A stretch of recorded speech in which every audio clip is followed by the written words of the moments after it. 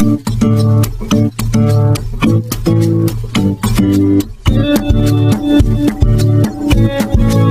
kan? Nah, transparansi itu keuangan itu dari mana kita? Ya semua harusnya transparansi, kita dididik dengan. Nah, yang transparansi ini memang agak ribet Pak di Indonesia, Pak. Karena apa ya? Satu, memang sudah ada niatan mau dagang, Pak. Kalau mau dagang gitu kan ditutup. Nah, kalau kita kan bukan mau dagang, kita ini benar-benar kita mau melakukan apa yang Tuhan mau. Jadi kita buka malah justru. Tapi yang kita buka ini ternyata menakutkan buat orang-orang lain. Ya, dan beberapa orang malah memfitnah kita. Padahal kita yang buka, mereka yang tutup, malah mereka yang fitnah kita ya. Tapi itu udah biasa begitu mah. Yang penting kan kita konsisten. Konsistensi itu penting.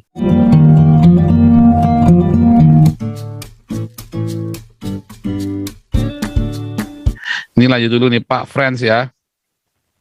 Pak Frans. Ya, shalom. Shalom ya. Pak Frans. Ya, ini terkait judul tadi, mau nanya ini karena nggak ngerti ya. Waktu di Indonesia kalau gereja baru merintis, itu biasanya persembahan ya kan, itu diumumkan loh tiap minggu, juga pos-pos pengeluaran yang seperlunya diumumkan. Tapi yang kelihatan tuh kalau gerejanya besar, apalagi membesar, apalagi sangat besar, waduh, transparansi di awal itu sekaligus akuntabilitasnya hilang. Iya. Step by step, nggak ngerti gitu.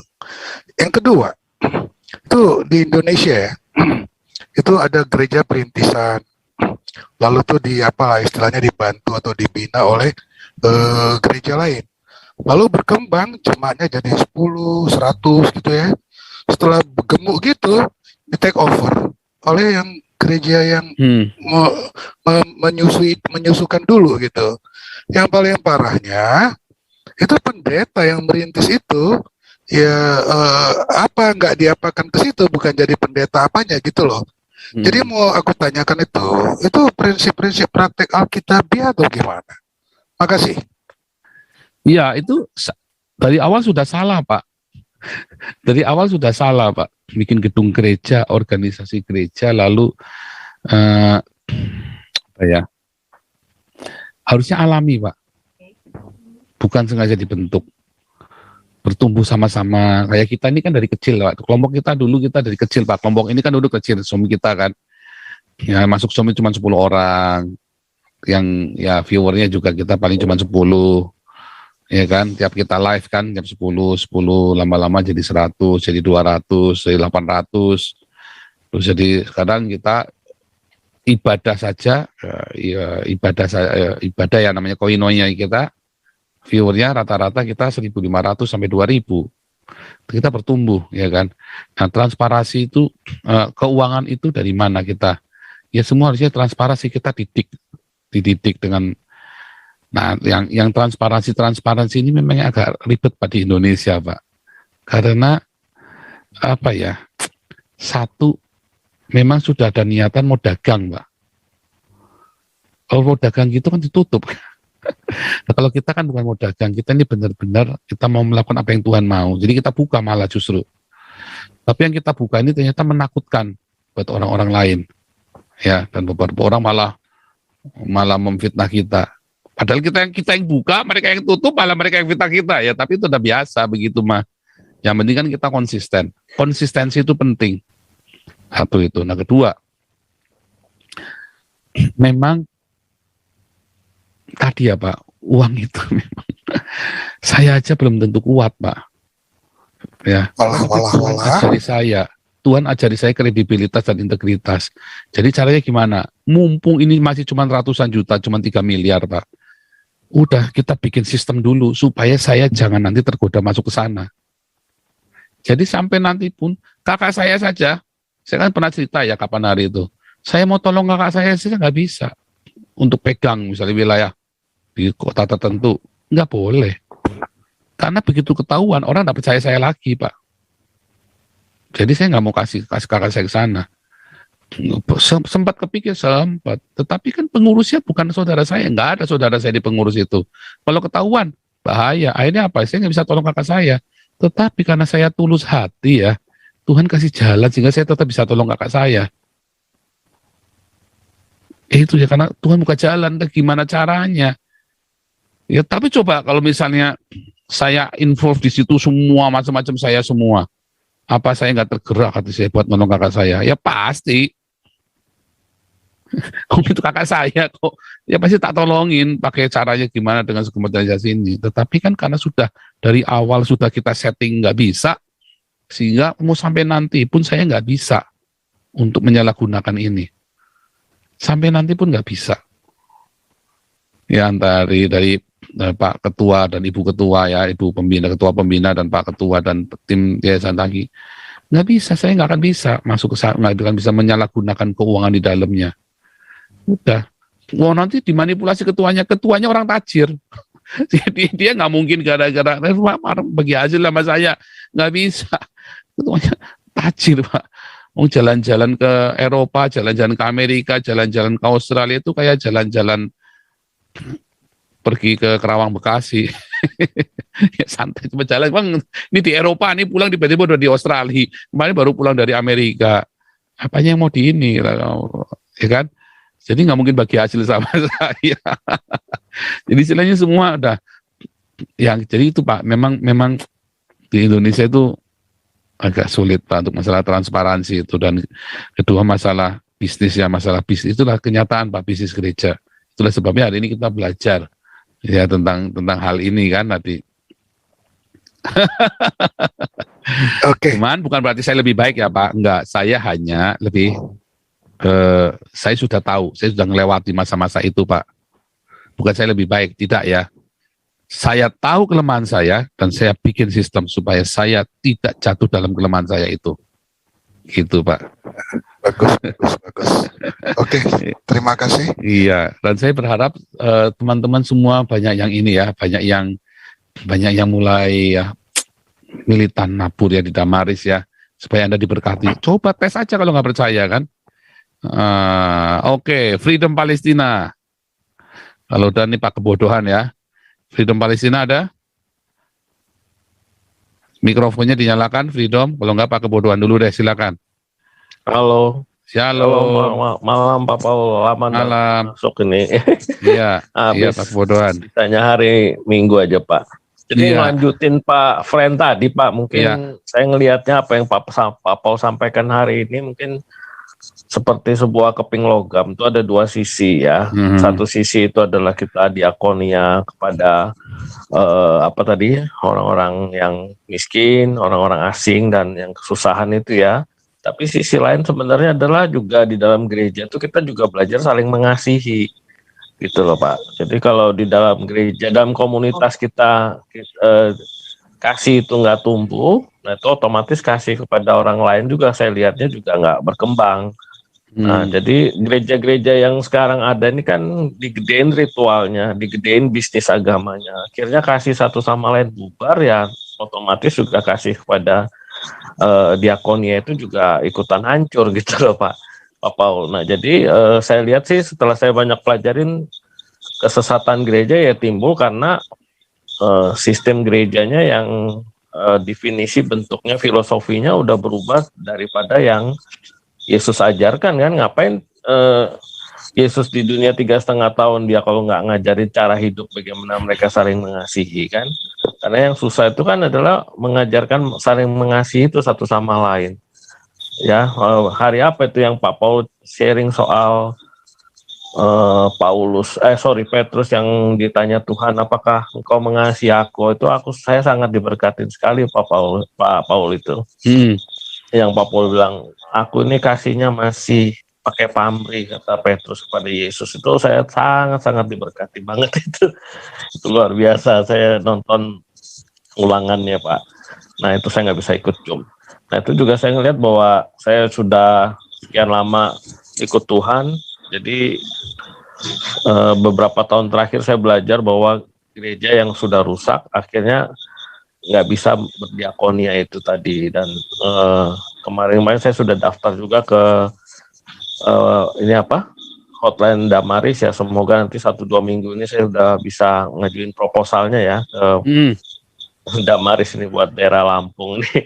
Cuman saya masih kekurangan tim karena katanya harus ada 3 orang ya Pak ya, koki, yang tukang masak sama yang diakennya yang bagi-bagi. Waduh nih timnya ini yang kurang saya mesti nyari dulu yang mau ini Pak.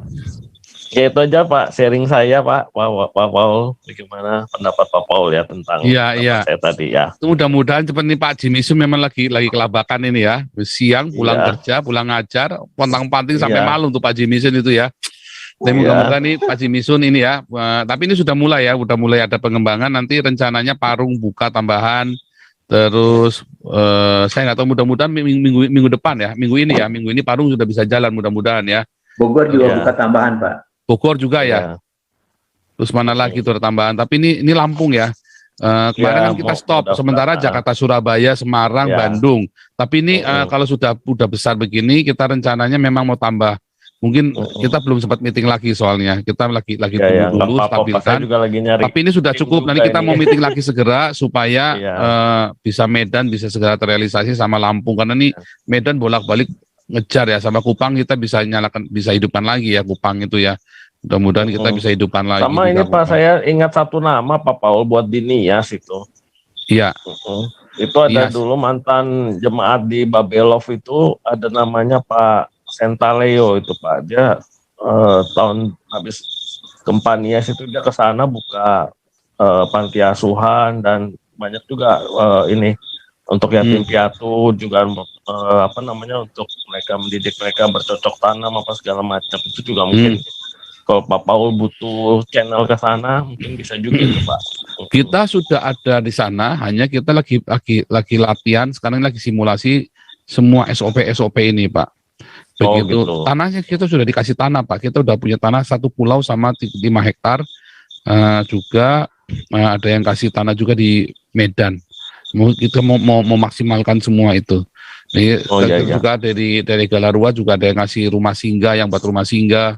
Ya buat kalau ada orang-orang yang dipersekusi, kita punya rumah singgah, dan ada yang kasih sewa 30 tahun kalau nggak salah ya, tanah dan vilanya juga. Jadi kita bisa, makanya ini sedang kita itu terus ya, kita sedang meeting terus ya, dan saya memang agak kewalahan ini karena saya ketambahan saya sekolah lagi nih pagi.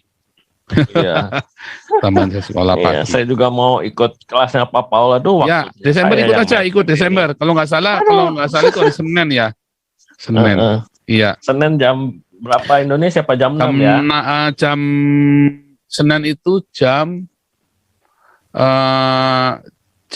waktu Indonesia.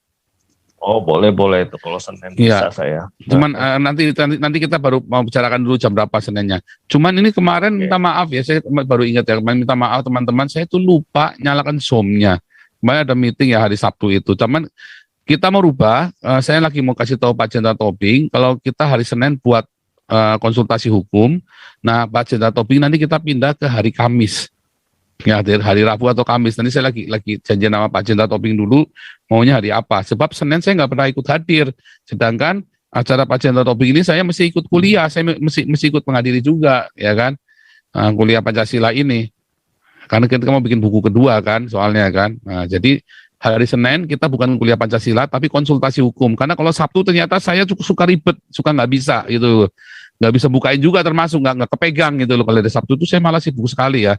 Waktu buat keluarga itu benar-benar saya tinggalin laptop semua, nggak saya sentuh, atau saya ada acara penginjilan atau saya latihan.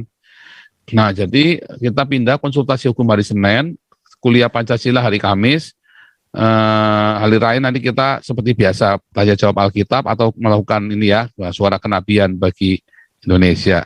Nah kelas-kelas yang lain seperti biasa, kelas-kelas apologetik evangelis seperti biasa. Kelas bulan Desember kita ada kelas evangelis baru. Silakan daftar segera ya bulan Desember. Oke ya. Email ya hagios.eu@gmail.com. Oke, terima kasih Pak. Oke. Freedom Palestina langsung. Freedom Palestina. Halo, salam malam Pak Paul. Shalom. Iya, saya mau menanyakan untuk yang masalah ini kan bahas masalah perpuluhan ya. Ya. Kalau untuk di gereja-gereja yang masih kecil, yang nggak sebesar sekelas Betani gitu, untuk kewajiban perpuluhannya seperti apa? Masih merintis lah, kita masih Iya. sewa gedung. Iya, jadi begini Pak. Silakan. Eh, kenapa sih butuh gedung? Kenapa butuh gedung? Nah, karena dia Kan kita kalau di tempat-tempat di rumah-rumah kan diganggu Pak, diusir, nggak boleh Pak, ada keramaian di kampung. Nah, karena begini loh Pak. Karena konsepnya kita adalah konsep yang fokus kepada pendeta sentris. Coba, mengapa gereja tidak melakukan pemuridan? Kalau pemuridan itu kan nggak harus di gedung. Saya itu memulai dengan pemuridan. Dari pemuridan di Indonesia saya banyak ya, tersebar di seluruh Indonesia. Dan kemudian di Eropa saya juga mulai yang sama. Jadi saya punya banyak kelas-kelas pemuridan. Apa butuh gedung? Enggak. Lalu hidup saya dari mana? Nah, saya mengajar. Saya kan ada 200 siswa kan, ada 200 yang di dalam kelas evangelis, apologetik, apostolik ya kan, dan kelas Ibrani ada 200. Kita punya 7 kelas. Itu buat hidupnya saya tiap hari. Saya tidak pernah mengharapkan kolekte, tidak pernah mengharapkan donasi, tetapi kalau ada saya tolak, enggak pernah saya tolak, saya terima. Ada yang ngasih cuman sedikit, ada yang ngasih luar biasa, ya kan. Nah, kalau saya kok percaya, kalau kita tulus ya, dari awalnya kita udah benar ya, udah lurus benar, Tuhan akan buka jalan. Nah, lalu bagaimana? Nah, untuk mengelola, ya kita misalnya nih buka donasi, nggak apa-apa, tetapi dibuka, di open transparan. Oke, perpuluhan ya nggak apa-apa, tetapi selalu ingat, ajari jemaat untuk berdiakonia dan bermarturi ya. Kalau nggak akan diberkati. Percaya saya, gereja itu tidak akan diberkati. Bisa jadi bisnis gereja, ya kan? Tetapi yang diberkati pendetanya, jemaatnya ya enggak. Tapi kalau gereja itu dari awal ngajari jemaat, yuk pendetanya, yuk kita turun ke jalan, yuk diakonia, kumpulin. Ini kita ada uang dari gereja, uang kas gereja sekian, gitu. Dan pendetanya gimana? Ya ngambil dari situ secukupnya berapa, misalnya UMR. Kalau misalnya ada di Jakarta UMR-nya 4 juta, ya udah ambil aja 4 juta dulu. Kalau jemaatnya masih kecil, jangan belagu. Sok-sokan karena di Jakarta saya pendeta, saya gaji saya harus 10 juta. Kayak repot. Jemaatnya cuma 10, mau minta gaji 10 juta. Jemaatnya 10 ekor, ya jangan, ya UMR lah. Ya kan? Potong sendiri, sisanya bagikan. Diajari jemaat untuk berdiakonia. Dan bahkan jemaat-jemaat yang nggak mampu itu kalau perlu dibiayain. Kasih makan. Sanggup nggak? Oh ya nggak sanggup. Kalau saya jadi pendeta itu di Jakarta ya, saya akan kumpulin tuh orang-orang gembel-gembel. Kalau mau ke gereja, dan banyak gembel-gembel yang Kristen kan, yuk gereja yuk nanti makan di gereja. Terang-terangan aja direct, yuk ke gereja. Ya, ini sih acara gereja Pak, cuman kalau mau makan kita nanti ada acara makan-makan di gereja Pak. Kalau mau ikut datang, ada makan-makan, diundang aja kita kasih selebaran. Makan-makan di gereja. Setelah kebaktian, datang aja. Duitnya dari mana? Ya doa. Cerita sama beberapa teman, share visimu. Nanti ada yang mau membiayai. Kayak kita, yuk kita mau kasih uang orang miskin. Saya buka rekening, saya buka teman-teman, saya himpun teman-teman semua. Oke, mulai. Mulai dulu Pak Charles ya, Pak Charles jalan, kemudian Amin Wijaya juga jalan. Oh langsung Amin Wijaya saya tarik, ikut kita aja, jangan sedih-sedih supaya kita powerful. Amin Wijaya gabung sama kita, jadi kita powerful tuh. Wah begitu gede, orang-orang mulai menyumbang. Itu kan. Sekarang ya dia menyumbang, orang-orang donasi ke gereja, terus dia kemudian ada banyak orang dalam gerejanya, dia orang-orang miskin. Pak yang datang miskin-miskin ya nggak apa-apa, ya duitnya ya nggak apa-apa, seadanya duit. Kalau duitnya 10 juta ya bagi nasi ayam. Kalau duitnya cuma 1 juta ya pakai nasi kucing. Itu sangat simpel kan. Masalahnya bikin ribet apa kita sendiri kan. Tamak, serakah. Nah, dia kita kemana-mana. Kalau saya coba, saya nggak ribet. Ada duit berapa di yayasan hari ini? 380 juta. Ya bagi semua. Nggak ada, saya nggak punya agenda lain. Karena ada agenda lain jadi ribet. Karena saya nggak punya agenda lain, los aja. Des. Hidup saya sendiri dari ngajar. Nah, bagaimana dengan pendeta-pendeta ini? Ya begitu hidupnya dari kolektor, hatinya dari sana, ya pusing dia. Tapi kalau dia komitmen, udahlah, saya jemaat cuman berapa sih? Saya tahu diri, ya ukur. Tapi kalau dia tulus, Tuhan akan buka jalan, akan buka pintu-pintu berkat buat dia. Ya, gaji saya tuh ya bisa berkembang begini di Eropa, sampai saya bisa bayar pajak segala macam, ya karena saya tulus, dan orang itu banyak ini ya, banyak mensupport kami ya. Dari saya awal masuk Eropa ini sudah disupport, nggak ada yang kenal loh. Jadi kita polos-polos saja pokoknya.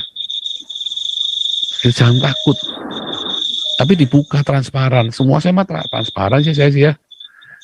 Nah, itulah kredibilitas dan integritas. Kalau itu konsisten sampai udah miliaran, sampai sudah triliun itu ya, wah itu kan jadi besar. Makanya saya pertahankan seperti itu. Itu caranya ya Pak Hitum ya. Oh, cuman di gereja kita kan ya nggak sampai miliaran gitu sih kasnya, cuman ya jutaan saja. Jutaan saja. Sekarang gini, pendetanya satu, jemaatnya berapa nih? Coba ini kita cerita nyata aja deh ya. Nih, saya share screen. ya paling sekitar 50. Nah nih, 50. kasih tahu manajemen gereja ya. Nih, bentar. Pak Freedom ini sana sebagai majelis atau sebagai gembalanya? Saya jemaat aja sih. Jemaat kan, jadi kan gini contoh nih. Gereja 50 orang ya. Ini 50 orang ini orang miskin atau orang karyawan kelas menengah begitu? Ya kita orang bawah semua Pak, yang cuma beberapa Tukang beca aja. atau karyawan di perusahaan, tangan buruh pabrik? Ya karyawan biasa aja. Kan biasa rata-rata gajinya UMR ya 4 juta per bulan kan? Ya enggak juga, bagian ada yang iya, sebagian enggak. Yang iya itu sampai yang 10 juta enggak? Yang pengusaha cuman satu orang aja sih. Antara 2 sampai 10 juta kan? Ya Perpuluhannya itu pernah dibuka nggak berapa perpuluhannya per bulan? di open semua. Berapa perpuluhannya per bulan? Total uang kas perpuluhannya berapa? Kalau saya sih nggak ngikutin, cuman dilihat kalau di setiap warta itu kan mereka kadang nggak setiap rutin harus tanggal sekian ngasihnya. Enggak, ya pokoknya 1 bulan. Kira-kira berapa Ya. omsetnya? Nanti saya kasih tahu cara manage-nya. Ya mungkin kalau per bulan mungkin ya 10 lah. 10 juta per bulan ya. Ya. Ya kan, 10 juta per bulan. Sama kolektor segala macam deh, anggap ya, gitu kan. Ya 10 juta per bulan omsetnya kan. Terus gedungnya sewa apa enggak? sewa setahun 60 juta. 60 juta, berarti sebulan 5 juta. Ya. Ini gedung sewa 60 juta ini siapa yang inisiatif, siapa si pendetanya atau si pengusaha di dalam situ? Oh, kebetulan untuk ruko di daerah kita ini kan 2 lantai tuh. Ruko, pakai ruko Kak. Soalnya kalau di Iya saya tahu, cuman ini yang siapa, yang inisiatif siapa? 60 juta ini masa si pendetanya nalangin dulu? Enggak mungkin kan? Ada yang nalangin kan? ya dari jemaat juga ya, dari swadaya jemaat. Iya, berarti kan ini sebenarnya kan nggak segitu banyaknya kan? Gereja ikut, jemaat juga ikut, berarti ini 10 juta per bulan, naruh kata nih dipakai buat sewa gedung 2 juta. 2 juta untuk gedung, ya 4 juta untuk bayar pendeta, sisanya ini kan 6 juta, berarti sisa 4 juta. 4 juta ini ajarkan untuk diakonia tiap bulan. Lalu jemaat yang lain, yuk siapa yang mau nambahin?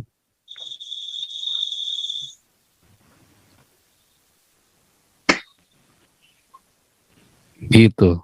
Kalau gedung itu kita murni dari Nanti gereja itu akan diberkati. Kalau tidak diajari diakonia, tidak akan diberkati, percaya saya.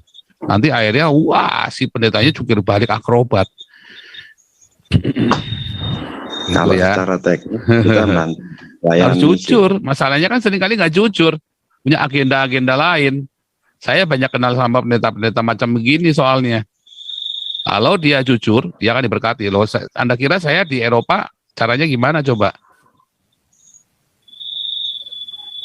Bagaimana saya diatur, Pak? Bagaimana saya bisa mengelola hidup saya? Dan bagaimana saya bisa mengelola semuanya? Diawali, dan bagaimana kita bisa mengelola duit miliaran? Siapa saya? Duitnya duit saya? Bukan. Itu duit Anda semua loh. Kita hanya mengelola.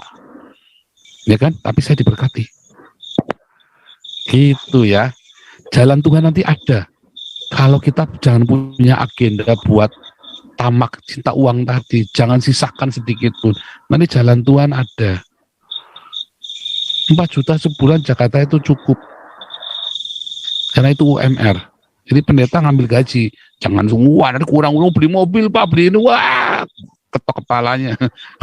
Iya, Besok yang naik motor. Seminggu sekali mau jemput-jemput jemaat ya sewa saja. Mobilnya sewa. Itu ya.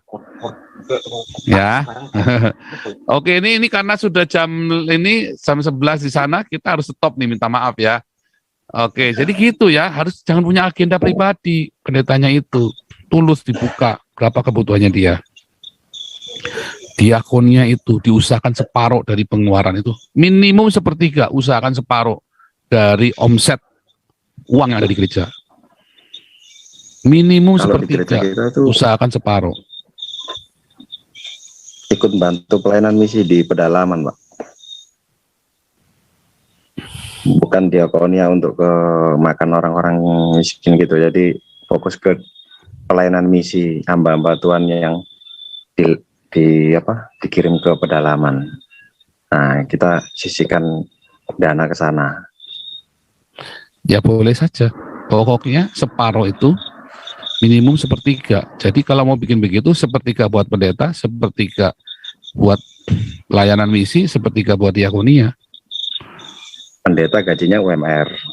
Iya. Itu caranya.